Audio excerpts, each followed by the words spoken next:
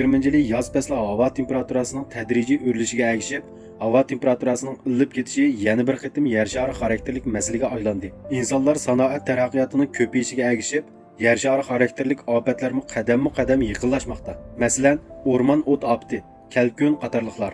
Yaqinda yuqori temperatura Hindistonda to'yuqsiz 91 odamning o'lishini keltirib chiqardi. Bugun ko'pchilik bilan yer shari klimatining ilib ketishi zot qanday ta'sir paydo qildiganligi to'g'risida so'zlashib baqayli. Yer shari temperaturasi 1 Selsiya gradus o'rilsa, dengiz suvi asli yuzidan 2 metr 30 santimetr o'rilaydi. Dengiz bo'yidagi o'rmonlik va nurg'un ekologiya sistemasi og'ir buzg'unchilik uchraydi.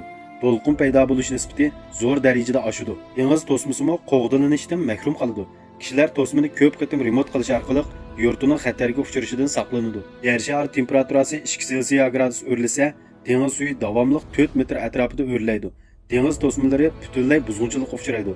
Yer sharining temperaturasi 3 Selsiya gradus o'rilsa, yer sharining muhiti ko'p qism jonliqlarning yashashiga mos kelmaydigan bo'lib qoladi. Yer yuzidagi 3dan 1 qism hayvonlar o'lib ketadi. Yer sharidagi yo'l yig'in qaytadan taqsim qilinib, Amerika ochliq bazasi cho'llikka, Afrika cho'lligi bo'stonlikqa aylanadi. Shimolda qurg'oqchilik yuz berib, janubda kalkun yomg'ir ofati yuz berdi. Yer shari temperaturasi 4 Selsiya gradus o'rilsa, dengiz suvi 8 metrdan 10 metrgacha o'rilaydi. Har qaysi xoda toshlardan shakllangan dengiz orollarining hammasi yo'qolib ketadi. Dengiz yoqasidagi shaharlarda og'ir ofat yuz berib, aholilar amalsiz shaharning ichki qismiga ko'chishga majbur bo'ladi. Yer shari temperaturasi 5 Selsiya gradus o'rilsa, insonlarning yashashiga mos kelmaydigan yer ko'lami davomli kengaydi. Shimol tarafda qurg'oqchilik yuz berib, turmushni davomlashtirg'ili bo'lmaydi. Davlatimizning janubiy rayonlarida yomg'ir ko'p yig'ib, ofatlar kundan kunga jiqiydi.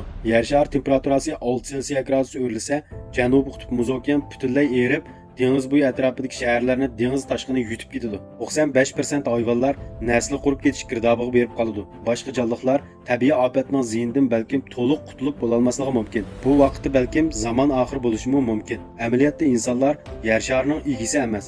Biz yer shariga xohlagancha buzg'unchilik qilgandan keyin yer shari o'xshamagan usul bilan insonlarni tegishlik jazoga tortadi. Hozirdan boshlab yer sharini yaxshi qo'g'dsaqlar, insonlar haqiqiy turda ko'payib yashay oladi.